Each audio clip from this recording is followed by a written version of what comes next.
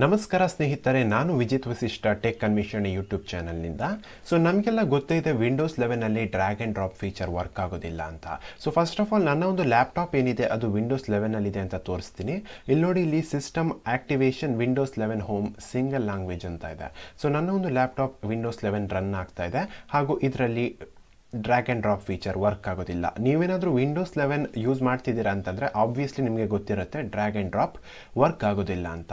So ಎಕ್ಸಾಂಪಲಿಗೆ ಇಲ್ಲಿ delete ಅಂತ ಒಂದು ಇಮೇಜ್ ಇದೆ, ಇದನ್ನು ನಾನು ಹೀಗೆ ಡ್ರ್ಯಾಗ್ ಮಾಡ್ತಾ ಇದ್ದೀನಿ ನೋಡಿ. ಇಲ್ಲಿ ಕ್ರೋಮಿಗೆ ಡ್ರ್ಯಾಗ್ ಮಾಡಿದೆ, ಆದರೂ ಕೂಡ ಕ್ರೋಮ್ ಓಪನ್ ಆಗ್ತಾ ಇಲ್ಲ. ಸೊ ಇದನ್ನು ಹೇಗೆ ನಾವು ಡ್ರ್ಯಾಗ್ ಆ್ಯಂಡ್ ಡ್ರಾಪ್ ಫೀಚರ್ನ ವಿಂಡೋಸ್ 11ನಲ್ಲಿ ಯೂಸ್ ಮಾಡಬಹುದು ಅನ್ನೋದನ್ನು ಇವತ್ತು ನೋಡೋಣ. ಸೊ ಇದಕ್ಕಾಗಿ ನೀವು ನನ್ನ ಒಂದು ಈ ವಿಡಿಯೋನ ಡಿಸ್ಕ್ರಿಪ್ಷನಲ್ಲಿ ಒಂದು ಲಿಂಕನ್ನು ಕೊಟ್ಟಿರ್ತೀನಿ, ಅದನ್ನು ಓಪನ್ ಮಾಡ್ಕೊಳ್ಬೇಕಾಗತ್ತೆ. ಸೊ ಈ ಒಂದು ಫೀಚರ್ ಎನೇಬಲ್ ಮಾಡಬೇಕಂದ್ರೆ ನಾವು ಒಂದು ಚಿಕ್ಕ ಅಪ್ಲಿಕೇಶನ್ನ ಡೌನ್ಲೋಡ್ ಮಾಡ್ಕೊಳ್ಬೇಕಾಗತ್ತೆ. ಸೊ ಜಸ್ಟ್ 303 KB ಇರುವಂಥ ಒಂದು ಅಪ್ಲಿಕೇಶನ್ ಅದು. ಸೊ ಅದನ್ನು ಹೇಗೆ ಡೌನ್ಲೋಡ್ ಮಾಡೋದು ಅಂತ ತಿಳಿಸ್ಕೊಡ್ತೀನಿ. ಸೊ ಫಸ್ಟಿಗೆ ನೀವು ನನ್ನ ಒಂದು ಡಿಸ್ಕ್ರಿಪ್ಷನಲ್ಲಿರುವಂಥ ಒಂದು ಲಿಂಕನ್ನು ಓಪನ್ ಮಾಡಿದಾಗ ಈ ರೀತಿಯಾಗಿ ಒಂದು ಪೇಜ್ ಓಪನ್ ಆಗುತ್ತೆ. ಓಕೆ, ಸೊ ಇಲ್ಲಿ ಯಾವುದೇ ರೀತಿಯಾದಂತಹ ಏನೇ ವೆಬ್ಸೈಟ್ ಓಪನ್ ಬಂದರೂ ನಾವು ಅದರ ಬಗ್ಗೆ ತಲೆ ಕೆಡಿಸ್ಕೊಳ್ಳೋ ಹಾಗಿಲ್ಲ. ಹೀಗೆ ಒಂಚೂರು ಡ್ರ್ಯಾಗ್ ಆ್ಯಂಡ್ ಕೆಳಗೆ ಮಾಡಿ, ಸೊ ಸ್ಕ್ರೋಲ್ ಡೌನ್ ಮಾಡಿ, ಇಲ್ಲಿ I am not a robot ಅಂತ ಕೇಳ್ತಾ ಇದೆ. ಸೊ ಇಲ್ಲಿ I am not a robot ಅನ್ನೋದ್ರ ಮೇಲೆ ಕ್ಲಿಕ್ ಮಾಡಿ.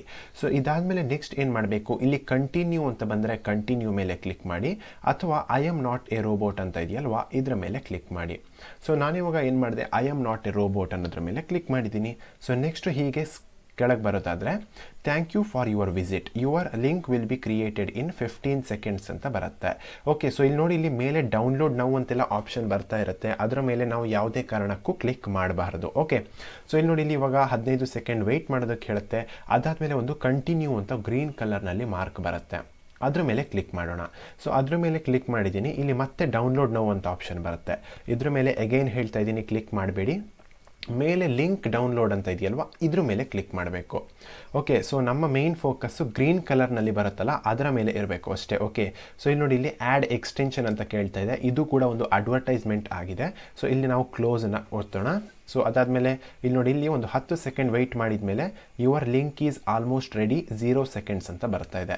ಇಲ್ಲೇ ಕೆಳಗೆ ನೋಡಿ, ಮತ್ತೆ ಗ್ರೀನ್ ಕಲರ್ನಲ್ಲಿರೋದನ್ನು ಮಾತ್ರ ಫೋಕಸ್ ಮಾಡಿ, ಗೆಟ್ ಲಿಂಕ್ ಅಂತ ಇದೆ, ಅದರ ಮೇಲೆ ಕ್ಲಿಕ್ ಮಾಡಿ. ಓಕೆ, ಸೊ ಗೆಟ್ ಲಿಂಕ್ ಅಂತ ಕ್ಲಿಕ್ ಮಾಡಿದೆ.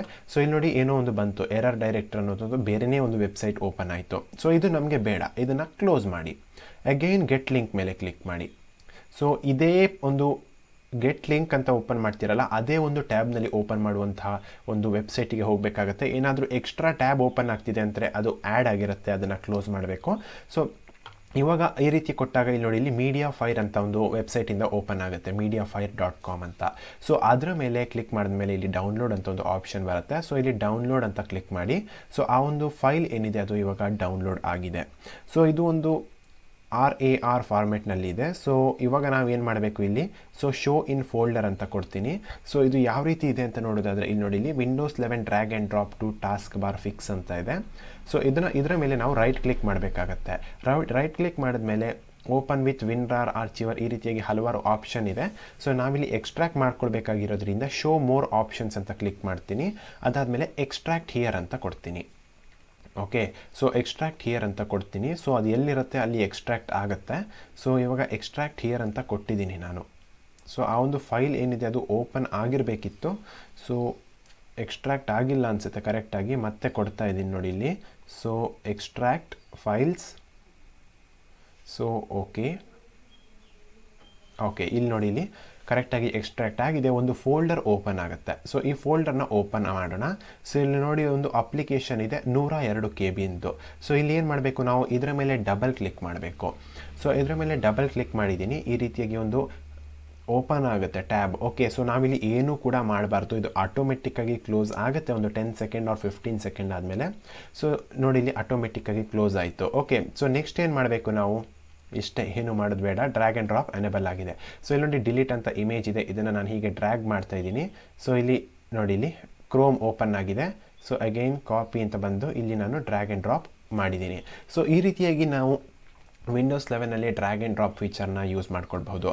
ಇವತ್ತಿನ ಈ ಒಂದು ವಿಡಿಯೋ ಇಷ್ಟ ಆಗಿದ್ದರೆ ಟೆಕ್ ಅನ್ವೇಷಣೆ ಚಾನಲ್ನ ಸಬ್ಸ್ಕ್ರೈಬ್ ಮಾಡೋದು ಮರಿಬೇಡಿ, ಹಾಗೂ ನನ್ನ ಇನ್ಸ್ಟಾಗ್ರಾಮ್ನಲ್ಲಿ ಫಾಲೋ ಮಾಡೋದು ಕೂಡ ಮರಿಬೇಡಿ. ನಾನು ಮುಂದಿನ ವಿಡಿಯೋದಲ್ಲಿ ಸಿಗ್ತೀನಿ. ಈ ವಿಡಿಯೋ ಇಷ್ಟ ಆದರೆ ಲೈಕ್ ಮಾಡಿ, ಹಾಗೂ ವಿಂಡೋಸ್ 11 ಲ್ಯಾಪ್ಟಾಪ್ ಅಥವಾ ಕಂಪ್ಯೂಟರ್ ಇರುವಂತಹ ಒಂದು ಫ್ರೆಂಡ್ಸಿಗೆ, ಫ್ಯಾಮಿಲಿ ಮೆಂಬರ್ಸಿಗೆ ಈ ವಿಡಿಯೋನ ಶೇರ್ ಮಾಡಿ. ಧನ್ಯವಾದಗಳು.